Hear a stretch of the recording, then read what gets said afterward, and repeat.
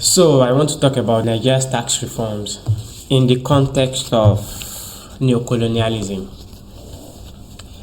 Yesterday I was at a restaurant. I went to get some food, and I paid a VAT of 7.5%. It's soon going to be 10%, and I was angry. I'm still angry. I'm not angry necessarily because of the task. I am angry more specifically because of my awareness, my knowledge of the fact that this tax, this money, it is going to, at least it's going to get into the pockets of the neocolonial masters eventually. We are still under neocolonialism. In fact, it is growing even stronger every day instead of getting out of the way. But it is being disguised, it is being presented, packaged as if that is not the case,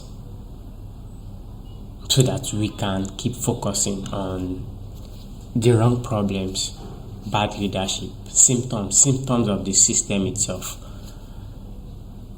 poor infrastructure, rather than tackling the system itself and uprooting it. We need to wake up.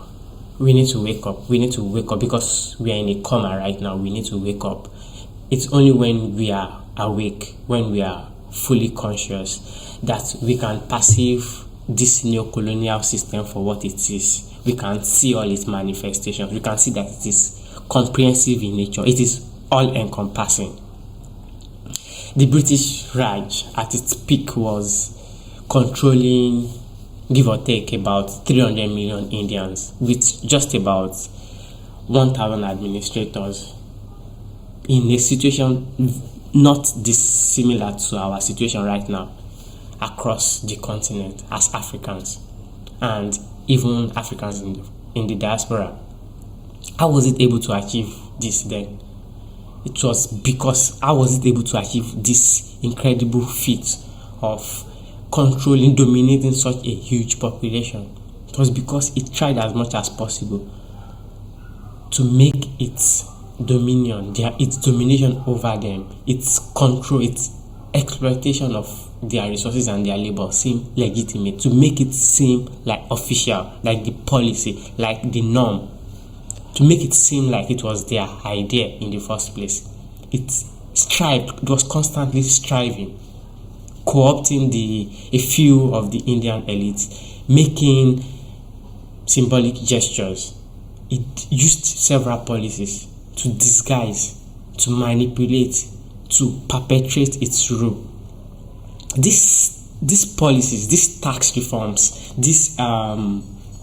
the insurance stuff, even the NID system itself, they've made it seem like our government, they came up with this idea that they finally came to their senses.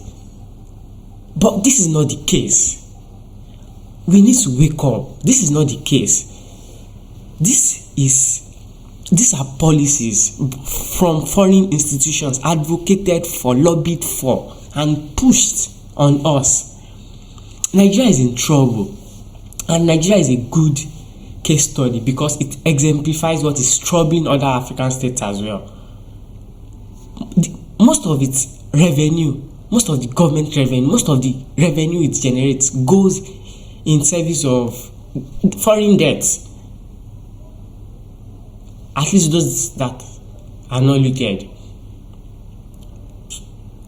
So, and these vultures, these foreign institutions, they know it. They are always circling, always waiting, ever ready for the opportunity to further perpetrate their exploitation, their domination, their control over our economies, over our political system. They call what is happening now fiscal discipline. But this is a misnomer. Because this, in fact, this is going to further increase reckless spending, reckless debt. It's further going to entrench debt rather than improve the debt situation. So how can that be fiscal discipline? The only way to ensure that you are fiscally disciplined, the only way is to ensure that you spend less than you earn.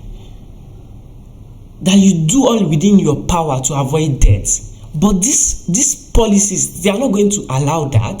The actual reality is that these policies were concocted because the debt situation has become unsustainable. The government can no longer pay its debt by just exploiting our minerals and looting our minerals, by selling our natural resources, the crude oil, the cobalt, the copper, the aluminium.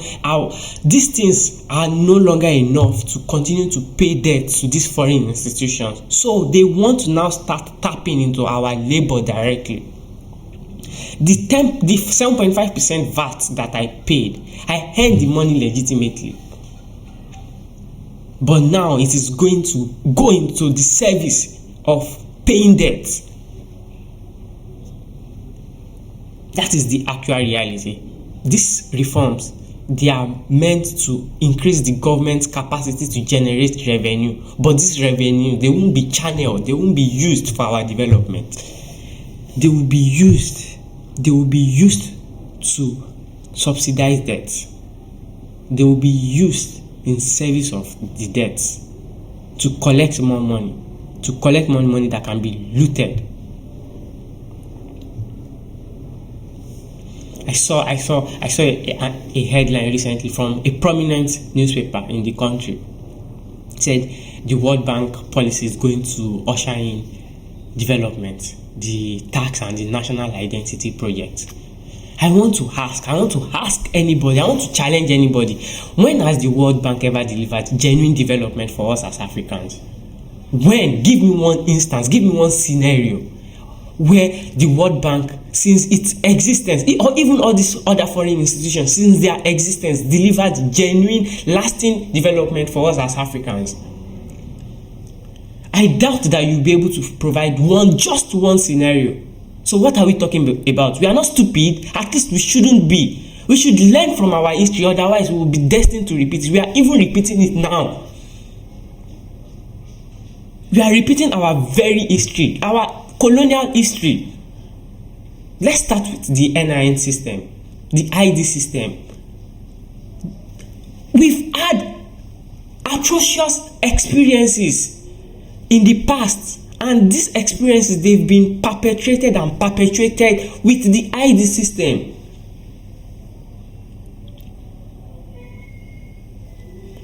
These IDs, I saw a tweet the other day. Somebody tweeted that they can bribe an official at the commission responsible for managing the ID system in the country, that they can get the NIN data of anybody. So if an ordinary African, an ordinary person can access this data, anybody's data, now tell me, all these sophisticated institutions, tell me what they are capable. And we know that the country is not data sovereign. The commission itself, it partnered with an external technical partner to implement this system. So tell me, this foreign corporation, tell me they've not planted a backdoor. They might package it with things like the system is cryptographically secure, things along those lines. But we know, we've seen from history that this is usually not the case. And even the policy documents, because the ID for the project, it is the World Bank that is sponsoring it, these ID systems across the board, across the continent, because this ID for the project, 80% of the participants are African countries: Burkina Faso, Sierra Leone, Angola, Kenya, Nigeria. These are the countries participating in this project. So why must it always be Africans experimented on this way? Why must we be the guinea pigs? Again, I was going to talk about their policy document. They already alluded to the fact that this data will be used to demographically, or to understand the demographics, to understand the population, to predict, to project, to make assessments. So is this the kind of data, especially the granularity of it all, is it the kind of data that we want in the hands of bad actors? These institutions that we know that they don't have our interest at heart, so they advocate for a policy, they sponsor it, and we don't expect that they have something in it. But that is even secondary. Using this data to act socially, that is secondary. Primarily, let's go back to our history again. Let's remember colonial Kenya, apartheid South Africa, even antebellum United States. Let's look at how ID systems have been used to exploit, to control us. Because this, at the end of the day, they are policing instruments. They are population control mechanisms. Remember Kipande. Remember Dumpers. Look at the past system in the slavery era in the United States. This information are how they are online. Look at it. These people, they invented economic systems. And they used the ID system to enforce participation in that economic system. If you're an African, you were chased out of your farms, out of your land, and forced to become wage laborers in the economic systems that they invented. They created stuff like poll tax, alt taxes. Who the hell pay for owning a hut in Africa? This notion, this concept, they are alien to us. Now we have internal passport all around. Like in Africa, where borders were never fixed in nature, they were more fluid. Now it is exceedingly difficult to navigate distances across the continent. Even at the moment when modern means, technology has made it far easier to move, to travel long distances. Yet the barriers that were alien to us, artificially constructed barriers, have been put in place to ensure that like our movement can be constantly regulated. How is this different from the Kipande system, the dumper system? Because at the end of the day, with the dumper system, with the Kipande system, they can regulate your movements, but at the same time, track your economic activity, your work history, your tax history. It's all there. That's what the Kipande system was for. To force you, because as an African, if you don't participate in their economy, you can't earn their currency. And without their currency, you won't be able to pay these taxes that were enforced. The poll taxes, the alt taxes. So you had to participate, and it was through the Kipande system that they tracked that participation. So now, the NIN system, it's a modern manifestation of this. It's just repackaged, rebranded, but it is going to serve the same purpose. It's all in the aim, the pursuit of the same aim. So tell me, have we learned from history? If IDs, internal passports, are such a good idea, why do we have citizens, people in the British, why do we have people in the United States rallying against it? Why have they not implemented these systems in their very countries as well? They talk about the social credit system in China, that it is Orwellian. So if they use that language, why if it's not so dangerous, if it is so cool, why have they not embraced these ideas, these concepts? Why must we be the ones experimented on this way? So we need to learn from our history. We need to learn from our history, because we are repeating the same very history, and nobody seems to be asking, nobody seems to be considering the dangers, the dangers that surround this ID system, the ID system that is going to be eventually used, because it has been declared by the government, right?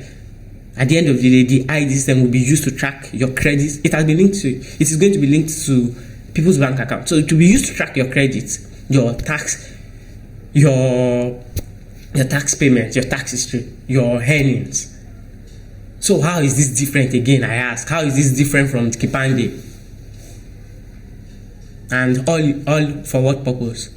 To ensure that the government can generate more money, so that they have enough money to pay for foreign debt. That is the essence of this all. Generate more money from us. You are not only contented with selling our resources. You are not satisfied with that. It's no longer enough. Now you have to exploit our labor, similar to the colonial times. You have to exploit our labor, take 10% of whatever we pay, whatever we are paying for food. You take 10% of that. Take 25% of whatever profits businesses earn, all so that you can continue to increase the coffers of the colonial masters, your colonial masters. Why does even this neo-colonial arrangement, why has it remained so? Why is it so dogged? Why is it that every African government, they chronically rely on external debt to run their government, to fund consumption? There is this framework, the 5 whys. I think it will be very relevant. It will allow us to get to the very bottom, to the root of this problem. So let's ask 5 questions and we'll get to the root, the very bottom, the essence of this problem. The first question is this: why do we rely on external funds to run the government?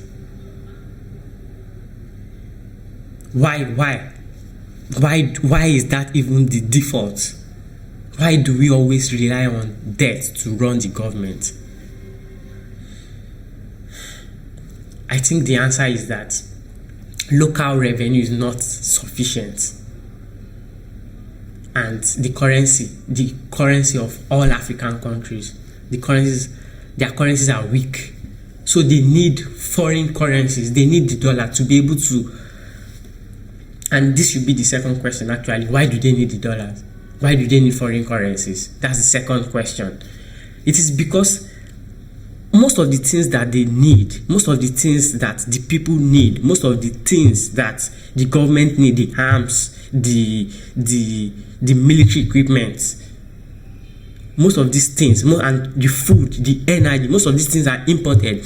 In most African states, they import 80% of the food, over 80% of the food that they consume. They import over 80% of the energy, the fuel. And this is again why Nigeria is a very good example.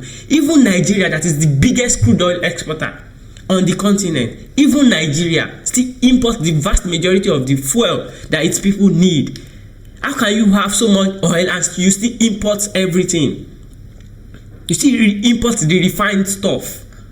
The refined end product, you still have to import them. That is neocolonialism at its starkest, at its worst.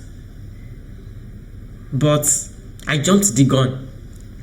So as I was saying, they need foreign currency to acquire these goods, because locally they can't be produced. They do not produce enough high value goods that they can export as well. So now the third question, the next logical question is why can't we produce these goods? Why are we not producing enough of these goods? That's the third question. And we do not have enough industrial capacity. That is the answer. That is the simple answer. That's it. We don't have the capacity to produce these goods, to refine our oils. We are not making the food. We are not food sovereign. We are not food secure. And then you ask the fourth question, which is actually the main thrust, the main thrust of this video. Why don't we have the manufacturing capacity? Why don't we have the industrial base? Why don't we have a sufficient industrial base to be self-reliant? It is because neocolonialism has never left us. And it is because neocolonialism does not want Africans to to have the industrial base. It does not want Africa to be industrialized. It is antithetical to their interest. That is why. So then we ask the final question: why is it not in their interest? Why is it not in their interest to have Africans producing their own stuff? To have Africans industrialized, to have Africans not ridiculously reliant on them to feed, to provide energy for itself. Why? Because when we become self-reliant, we will become competition. At least that's the notion that they have become competition for them, for their economies, and they won't be able to access our raw materials anymore cheaply.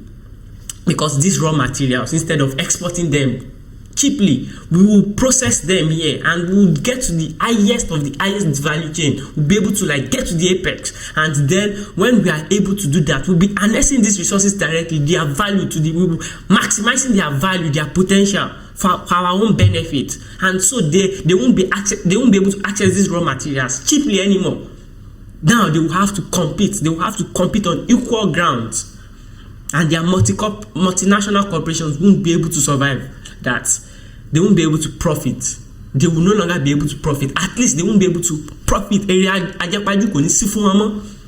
That is the reason why.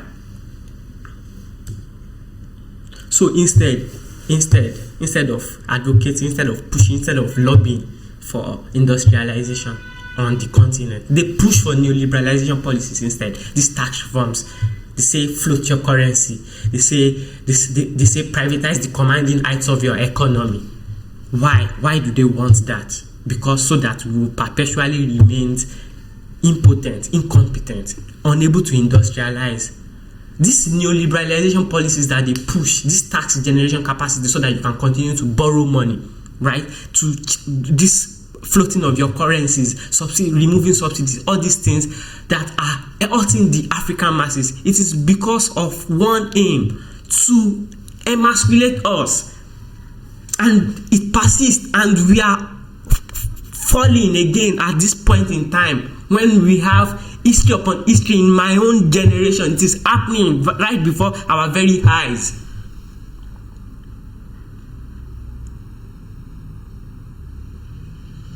Neoliberalization benefits them directly. If the cheaper your currency, for instance, if you continue to float your currency, and you don't put in place things, you don't consolidate your strength, your industries. If you don't produce high value goods, your currencies will remain cheap, and the cheaper your currency, the cheaper your raw materials. If you privatize your economy, it is the people with capital that will be able to acquire this. And who are the people with capital right now? Foreign institutions and their local allies. So neoliberalization benefits them because it gives them cheaper, easy access to our resources. But it keeps us handicapped. It puts in place structural defects. And when you are handicapped, you can't compete. When you are handicapped, when you are disadvantaged, you can't compete. So that's the essence. Neoliberalize your economy. Be perpetually handicapped rather than industrialize. And industrialization is the only thing in this 21st century that can deliver genuine development, lasting development. Industrialization is the only way to achieve development. And this is why we need Pan-Africanism. This is why Pan-Africanism is a must. Because no African state, as it is right now, no African state, no Nigeria, South Africa, the biggest economies, Egypt, not to talk of Togo, Eswatini, Namibia, all these countries, they cannot industrialize alone. Industrialization requires economies of scale, and that is the way to achieve development in this time, in our time. So we need Pan-Africanism. All these African countries, they must come together. All these African states, they must come together. They must coordinate their economy very well. They must do it. There must be a political union. There must be a political union that will be able to contend. A single political union whose sole purpose will be to contend with these vultures. Otherwise, they would pick us one by one. They will continue to pick us one by one. They will divide and conquer, divide and exploit, divide and ruin, divide and exterminate. If you are still skeptical, in the last 2025, let's go back to history, the recent history.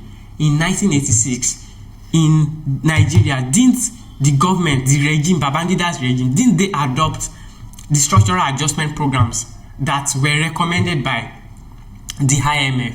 Let me read a statement actually. In 1986, the Babangida regime, in response to this economic crisis, and this statement, by the way, is from a paper that I read on this very topic, on structural adjustment program and their debilitating impact across the board, across the continent. So again, in 1986, the Babangida regime, in response to this economic crisis, started implementing the structural adjustment program, which was prescribed by the IMF and the World Bank as the panacea to the country's economic woes. Some of the stated objectives of SAP, that is the Structural Adjustment Program, were, among others, to restructure and diversify the productive base of the economy so as to reduce dependency on the oil sector and imports, achieve fiscal and balance of payments viability over the medium term, and promote non-inflationary economic growth. Stringent conditionalities were stipulated also for the country to implement as part of this adjustment. This included a drastic devaluation of the naira, which has happened, trade liberalization, which is happening, privatization and commercialization of public enterprises, which has happened, removal of subsidies and reductions in expenditures on social services, and rationalization and restructuring of the public service. The IMF argued that these conditionalities would help to stimulate growth, revive the ailing economy, and achieve the stated objectives of SAP. So 25-30 years later, we are back.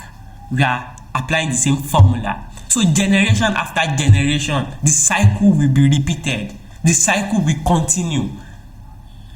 It will continue until we do the needful, because these policies again will lead to the same fate, if not worse. The situation will keep getting worse until we are exterminated, until we are totally exploited or gotten rid of.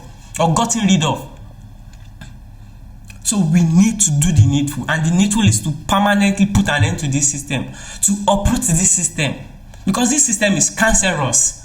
It's a cancer. This system is a cancer.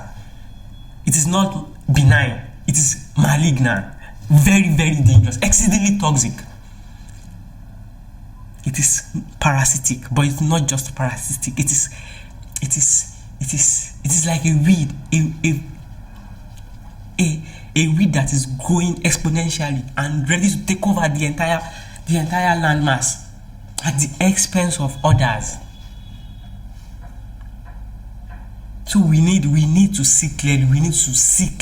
We need to understand the implications of this. It is deeper. It is more profound. It's deeper than just how much we are going to be paying for taxes. It is, at the end of the day, we are not independent. We are not liberated.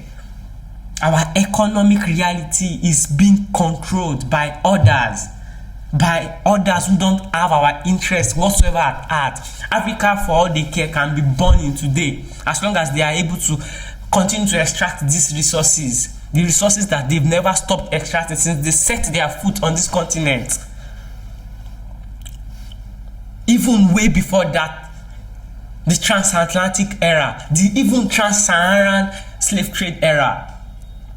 So we need to see, we need to wake up, because it's when we see, that's when we are hungry. As James Baldwin said, to be African and to be conscious is to be in a constant state of rage, is to be constantly angry. You are angry because you are aware, you see the system, you know that this system has locked us out of prosperity.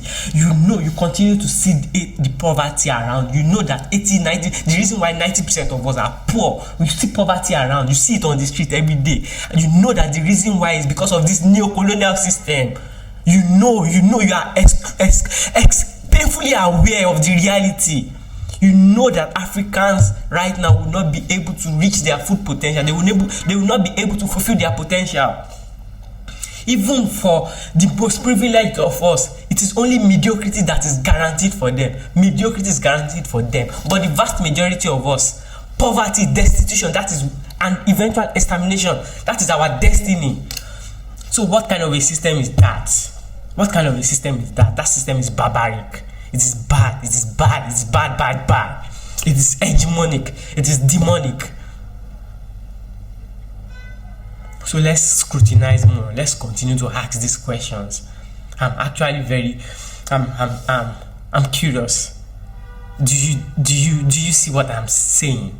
Do you see what I'm saying? Let me know. Let me know if you feel what I'm saying. If also, if you want to do something about this, if you want to do something revolutionary, something radical, check out Nubia Society. I'll share the link in the description. All right.